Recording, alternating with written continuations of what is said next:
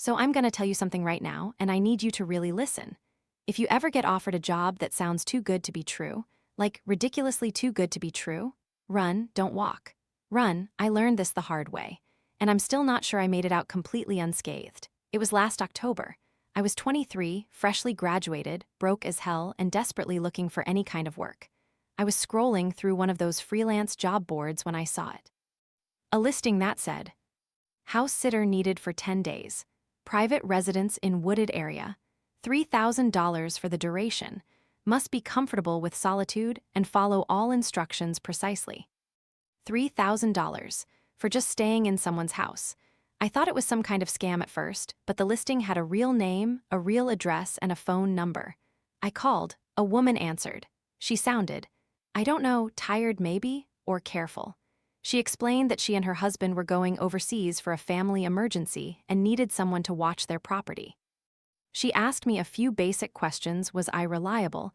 Did I have references? Was I okay being alone for extended periods? I said yes to everything. She told me to come by that evening to pick up the keys and go over the house rules. I should have paid attention to the way she said house rules, like it was a joke, but it wasn't. The house was, I can't even describe it properly. It was this massive modern place, all glass and dark wood, sitting at the end of a long private driveway surrounded by trees. It looked like something out of an architectural magazine. The kind of house that makes you feel like you've won at life just by standing in it. The woman, she introduced herself as Margaret, met me at the door. She was in her 50s, elegant, but there was something off about her eyes. They kept darting around like she was listening for something. She handed me a folder. Inside was a single sheet of paper with a list of rules typed out in neat, precise font. Let me read them to you, because I still remember every single one. Lock all doors by 8 p.m. sharp. No exceptions. Do not open the door for anyone, regardless of who they claim to be. The door in the basement must remain closed at all times. Do not attempt to open it. If you hear knocking from inside the walls, ignore it. It is not real. Do not look out any window after midnight. If the phone rings, answer it. If there is silence on the other end, hang up immediately and do not answer it again that night. Leave all lights on when you sleep. If you see a figure standing at the edge of the tree line, do not acknowledge it. It will leave on its own. I laughed. I actually laughed. I thought it was some kind of eccentric rich person thing, like they were trying to be quirky. Margaret didn't laugh. She just looked at me with these dead, serious eyes and said, follow them exactly, every single one, or we will not be responsible for what happens. I signed the contract. I took the keys. She drove off within 10 minutes. The first night was fine.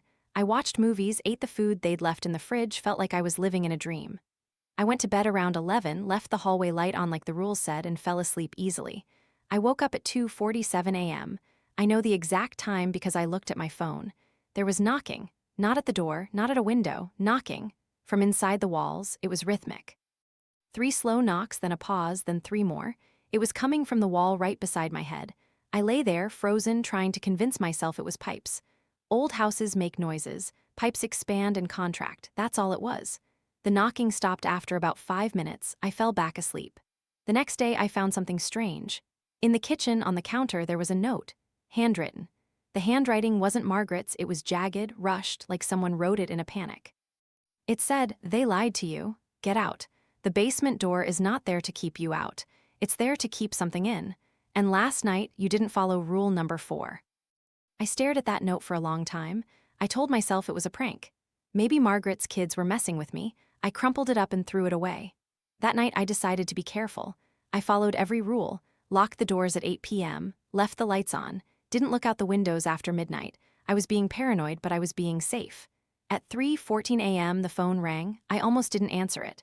Rule number 6 said I had to, so I picked it up. Silence, just breathing. Slow, wet breathing like someone with fluid in their lungs. I hung up. My hands were shaking. Then it rang again. I didn't answer. It rang 17 times that night. Each time the breathing got louder. Each time it sounded closer. Like whatever was on the other end was moving through the phone lines, getting nearer with every call. By the 4th night, things got worse. I was sitting in the living room, trying to watch TV when I saw it. Out of the corner of my eye, a figure. Standing at the edge of the tree line just beyond the backyard.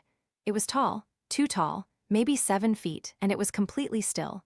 Just watching rule number 8. If you see a figure standing at the edge of the tree line, do not acknowledge it. It will leave on its own. I didn't look at it. I kept my eyes on the TV, but I could feel it. I could feel it watching me. After about 20 minutes, I finally worked up the courage to glance over. It was gone, but there were two more now. Standing on either side of the house. I ran to the bedroom and locked the door. I didn't sleep that night.